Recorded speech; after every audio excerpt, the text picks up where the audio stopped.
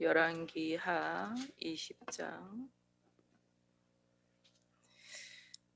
히스기야가 병들어 죽게 되었다. 하나님께서 너는 네 집을 정리하라. 이제 죽는다는 것을 말씀하는 거죠. 모든 사람은 내가 그 세상의 주인이 아니기 때문에 다 한 번 나고 누구나 한 번은 죽습니다.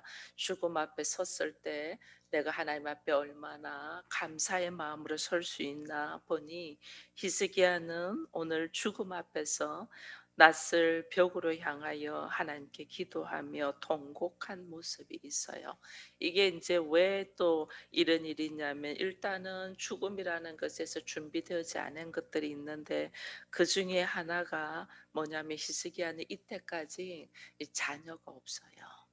그러기 때문에 인생의 삶에 내가 죽음 앞에서 아무것도 한 것이 없다는 것을 볼 때 그가 하나님 앞에 얼마나 간절함으로 그가 기도했는가를 알게 돼요.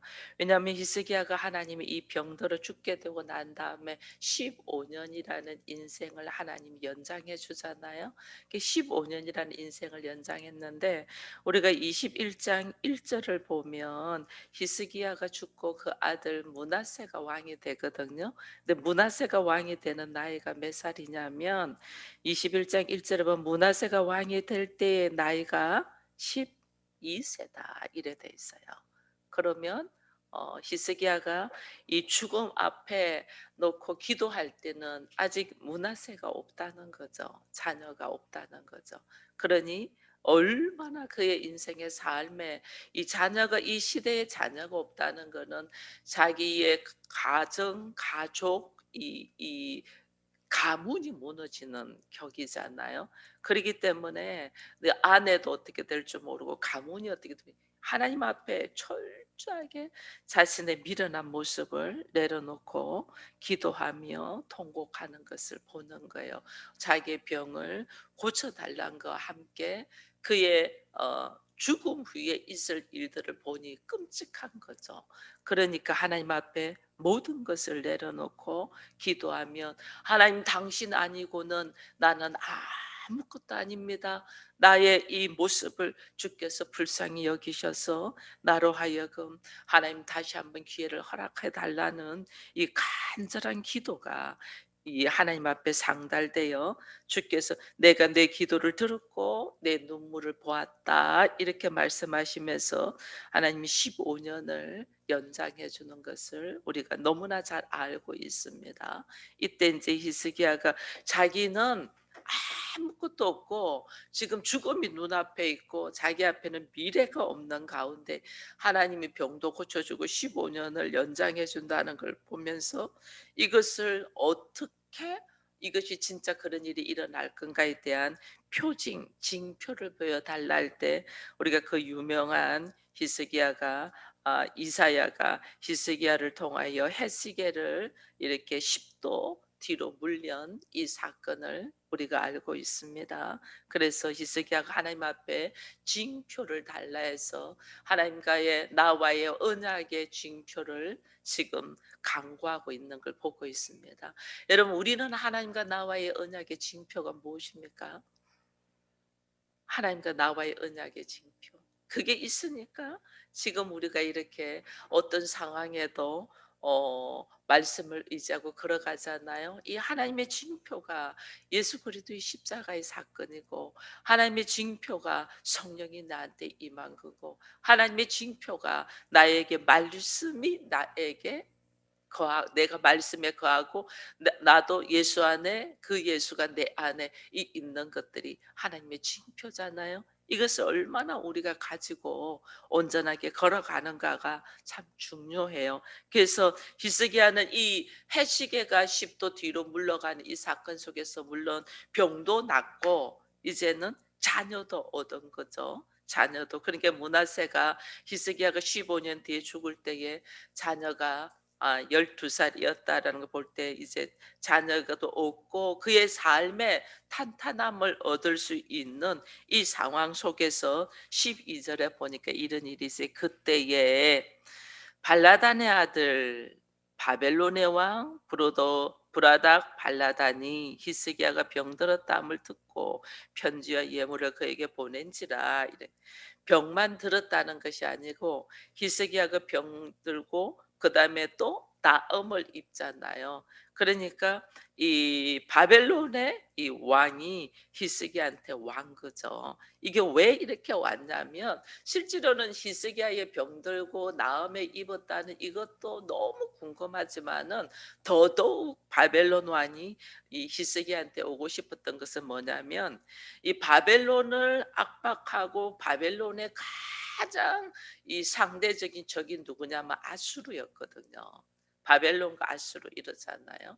근데 이 아수르가 북쪽 이스라엘을 물리치고 난 다음에 어떻게 하냐면 남쪽 유다도 지금 이 점령해 가지고 뭐 이렇게 이 성취하려고 이것을 탈취하려고 했잖아요.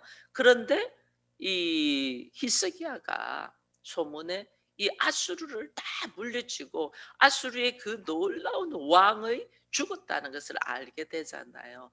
자기들의 말할 수 없는 상대적인 적국인 아수르가 히스기야를 통하여 이 쳤단 말이에요.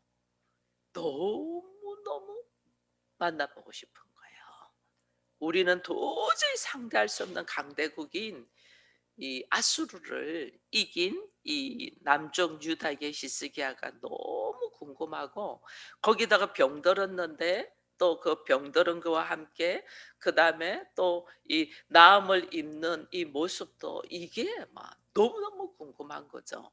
그래서 바벨론 왕이 히스기야를 찾아오는 거예요. 찾아오는데 히스기야가 어떻게 해요? 13절 이후에 보니까 히스기야가 사자들의 말을 듣고 자기 보물고에 금은과 향품과 보배로운 기름과 그의 군 기고와 창고의 모든 것을 사자에게 다 보여줬다. 나중에 이 이사야가 이야기를 하니까 히스기야가 하는 말이 그렇잖아요. 하나도 보이지 아니한 것이 없다. 다 보여준다. 왜 이랬을까? 이 이해가 안 되잖아요. 바벨론도 적국인데 다 보여줬다. 이게 뭐냐면요. 히스기야가 바벨론이라는 강대국이 자기한테 찾아오니까 어떻게 했냐면 이때 바벨론과 동맹을 자기의 모든 걸 다 보여준다는 거는 그와 동맹을 맺는다는 거예요. 그러니 자기 안에 있는 모든 걸 다 보여주는 거죠.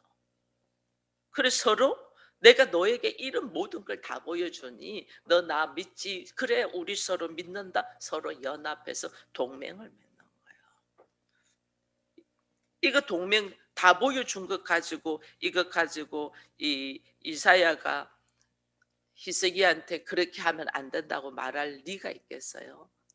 하나님만을 의지하고 철저히 아무것도 아닐 때에 하나님이 그의 눈물의 기도를 들으시고 그에게 은혜를 주셔서 병도 낫게 하고 그다음에 그에게 15년간의 생명을 연장도 하고 그에게 자녀도 주고 이러는데 히스기야는 이거를 자기의 자기 공로로 돌린 거죠. 그러니 이 강대국에서 자기한테 오니까 이게 보면 강대국에서 자기한테 오는데 이게 어디서부터 오냐면요. 이 지금 성경을 바벨론이 와 가지고 히스기야한테 왔는데 여기 보면 먼 나라에서 먼 곳에서부터 먼 지방에서부터 왔다 이렇게 돼 있거든요. 그러니까 아주 먼 곳에서부터 나라는 유다 그리고 나라는 히스기야에 대한 소문이 다 퍼져서 그가 이제는 뭐 아무것도 내가 아니라고 하고 있던 히스기야가 이제는 먼 곳에 있는 사람들도 자기를 보러 온단 말이야. 자기를 만나보고 싶어한다. 히스기야는 이름을 듣고 싶어하고 그의 얼굴을 보고 싶어한다. 여기에서 어떻게 하나님보다 자기가 올라간 거죠. 자기가. 그러니 얼마나 여기서 자기 의의가 드러났는지 몰라요. 누군가가 나를 칭찬할 때, 누군가가 나한테 기대 이상으로 이렇게 선을 베풀 때에 우리는 한번 자기를 돌아봐야 되는데 거기서 거기 무너지는 거예요. 지나친 친절 이런 것에 그냥 무너지는 거예요. 여기서 보여줄 게 있고 보여주지 말아야 될 게 있고 해야 될 말이 있고 해야 되지 말아야 될 말이 있고 그다음에 먼 곳에서 와서 히스기야를 보러 왔을 때 이것이 전적인 하나님 은혜이고 우리는 섬기는 신이 있다. 우리는 하나님의 나라다. 내 나라가 아니고 하나님의 나라다. 그렇기 때문에 나는 하나님의 나라 안에서 하나님의 법을 따라서 걸어가고 그 법 안에서 하나님은 우리를 항상 보호하신다는 것을 증거해야 되는데 우리는 자기를 올리는 거죠. 히스기야도 그랬어요. 아무것도 없을 때, 갈 바를 몰라 할 때, 죽음 앞에서 나는 아무것도 아니고 미래가 없음을 보면서 벽을 향하여 낯을 봤다는 건 하나님만을 바라봤다는 거잖아요. 하나님만을 바라보고 그 인생의 삶의 고비들을 극복하고 넘기고 난 다음에 우리는 이렇게 넘어지는 거예요. 이게 오직 전적인 하나님의 은혜이고 하나님의 일하심을 바라보고 하나님이 어떻게 나를 통하여 하나님의 나라를 확장해 가는가를 우리는 깨어 있어야 되는데 여기서 뻥뻥 넘어지는 거예요. 여기서 뻥뻥 넘어지니까 바벨론하고 동맹을 하면서 바벨론 왕과의 관계 속에서 이스라엘의 모든 것, 유다의 모든 것을 다 보여주면서 자기 과시 넘어진 거예요. 그래서 하나님이 우리가 섰다고 할 때 넘어질까 조심하라 그렇게 한 거예요. 힘들고 어려울 때는 우리가 잘 안 넘어져요. 힘들고 어려울 때는 우리 안에는 본능이 살기 위하여 몸부림을 치거든요. 그 살기 위하여 몸부림을 치기 때문에 우리는 심정이 지푸라기라도 잡고 싶은 심정이잖아요. 그러니 어떻게 하나님을 의지하지 않겠어요? 하나님을 의지하고 말씀을 의지하고 말씀으로 걸어가고 오직 말씀 안에서 나를 내려놓는 것을 해요. 그러나 내가 섰을 때 그것이 이루어졌을 때 섰을 때 그때 왜냐하면 너무 힘들었거든. 너무 고통스럽거든. 너무 고생했거든. 그러니 그때부터 어떻게 하냐면 이제는 좀 내 기분대로 내 생각대로 내 감정대로 좀 살아보자라고 하면서 넘어지는 거예요. 내 기분, 내 생각, 내 감정이 아니에요. 그것은 이미 내려놓고 하나님의 나라를 바라보며 나의 부르심이 하나님의 나라로 불렀잖아요. 그 하나님의 나라는 하나님의 말씀이 거하는 거잖아요. 내 안에 하나님 말씀이 딱 거해서 이 말씀이 나가야 되는데 우리 안에는 말씀이 아니고 자기의 생각과 자기의 감정이 나가는 거예요. 그 생각과 감정이 나갈 때에 어떻게 하냐면 하나님이 광야를 좀 더 돌려야 되겠구나. 이게 자기 생각, 자기 감정 나간 것이 이스라엘 백성들이 정탐꾼을 들어가고 난 다음에 우리는 메뚜기 같다고 한 거 아니에요. 그래서 40년을 하나님 광야에서 훈련시키잖아요. 우리는 이걸 너무 잘 알아요. 아는데 자기의 인생에는 접목하지 않는 거죠. 우리가 얼마나 하나님께서 기도의 응답과 함께 나에게 기회를 줬을 때 얼마나 자기 생각, 자기 감정, 자기 환경으로 우리가 결단하고 행동하는지 모릅니다. 그것이 지금 히스기야도 지금 바벨론 왕가의 모습에서 자기 가시, 자기 교만, 자기의 자기 공로 드러내는 거예요. 왜냐하면 여기 쭉 보면 이 20절에 보면 이런 말씀이 있어요. 히스기야의 남은 사적과 그의 모든 업적과 저수지와 수도를 만들어 물을 성 안으로 끌어들인 이 일은 유다 왕 역대지락에 기록되지 아니하였느냐. 이 말이 뭐냐면 히스기야가 성 안으로 예루살렘 성 안으로 물을 끌어다 들이는 수도 작업을 했다는 거예요. 이게 엄청나거든요. 이스라엘에 가보면 이 작업을. 왜냐하면 물이 없으면 죽잖아요. 근데 항상 예루살렘을 공격하려고 적들이 바깥에 포위되어 있었는데 이들이 안에서 식량과 물을 공급하려면 어떻게 해요? 그 물을 끌어들이는 작업을 히스기야가 했단 말이에요. 이게 엄청난 공적들이 있는 거죠. 엄청난 공적들이 있으니 어떻게 가시하고 싶은 거죠. 남들이 하지 못했던 것 한 것을 가시하고 싶은 거죠. 그리고 해시계가 뒤로 10도나 물러가는 징표까지 받았은즉, 그리고 없던 아들도 생겼은즉 이제는 뭐 걱정할 것이 없죠. 걱정할 것이 없을 때에 오직 하나님의 이름만을 드러내야 되는데 바벨론하고 연합을 하는 거예요. 이게 얼마나 우리들의 어리석고 미련하는 것인 것을 하나님은 또 다시 포기합니다. 그리고 16절 이후에 이사야가 말합니다. 여호와의 말씀이 날이 이르느니 왕궁의 모든 것과 왕의 조상들이 오늘까지 쌓아두었던 것들이 바벨론으로 옮긴 바 되고 하나도 남기지 아니할 것이다. 내가 하나도 남기지 아니하고 바벨론에 다 보여주고 다 말한 것 그 이상으로 하나님이 하나도, 이게 뭐냐면 모든 것을 자기 자랑으로, 모든 것을 자기 의로, 모든 것을 자기 공로로 올려드린 것을 하나님이 하나도 남김없이 다 옮겨버린다. 여러분 얼마나 우리가 깨어 있어야 되는지 모릅니다. 히스기야는 다윗과 같이 하나님의 마음에 합하게 정직하게 해낸 사람이에요. 하나님과 연합하여 그가 어디를 가든지 형통한 삶을 살았던 사람이고, 히스기야는 역대 다른 왕들과 다르게 얼마나 이 하나님이 함께 역사하셨으면 죽을 고비에서도 15년을 연장하고, 그리고 남들이 하지 못하는 이 일들과 함께 해시계의 징표도 가졌던 사람이에요.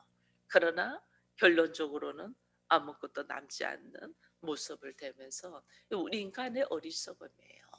결국 우리는 빈손으로 왔다가 빈손으로 가는 인생이잖아요. 내가 남기는 것이 뭐냐는 거예요. 내가 나의 믿음에 이 자녀 남기잖아요. 자녀를 남긴, 자녀가 나중에 히스기야를 이어서 왕이 된다는 것은 그 자녀를 통하여 하나님의 나라를, 자녀를 통하여 예수 그리스도의 살아계심을, 자녀를 통하여 믿음의 신앙의 연장을 시켜야 되는데 그거밖에 남는 게 없어요. 다른 거는 내가 주인이 아니라는 거죠. 주인이 아니까 다 내려놓고 가요. 우리가 뭐 뭐 공부를 뭐 박사까지 받으면서 공부한 거 그거, 돈을 많이 모아 놓은 거 그거, 뭐 인간관계를 많이 한 거, 뭐 인간관계를 많이 해서 죽을 때 조화는 많이 들어오겠죠. 그거 이어지는 거 아니에요. 우리 여기 단에도 꽃이 있지만은 금방 시들어 버리잖아요. 조화 그날 하루 받았다가 그날 다 걷어가요. 다 버려요. 아무것도 아니에요. 우리가 이어져 영원히 이어져 가는 건 내가 하나님 앞에 서서 그 나를 하나님이 이 백보자 심판대 위에서 서서 하나님 딱 하는 거는 나로 하여금 믿음만을 가지고 가는 거예요. 그래서 믿음이 이기네, 믿음이 이기네 그러는 거예요. 근데 오늘 우리는 가장 중요한 하나님을 향한 말씀을 통하여 나의 믿음은 별로 관심이 없어요. 그 믿음에는 관심이 없어요. 오늘도 뭐 어떻게 하면 좀 더 잘 먹고, 어떻게 하면 좀 더 편안하고, 어떻게 하면 좀 더 누리고, 이거에만 관심이 있죠. 이거 한순간에 날아가는 거예요. 저는 한순간에 날아가는 거를 경험을 해본 사람이라 이거 한순간에 날아가요. 이 인생의 걸음에서 이 히스기야가 엄청나게 이 하나님께서 주신 것이 있잖아요. 여러분 아수르 왕한테 히스기야가 무릎을 꿇고 내가 당신 말대로 하겠습니다 하면서 뭐 금 30 그리고 은 300 막 이렇게 바쳤잖아요. 아수르 왕한테. 그러나 이 지금 바벨론 왕한테 자기들의 내탕고 보물 창고를 열어보니 엄청난 거예요.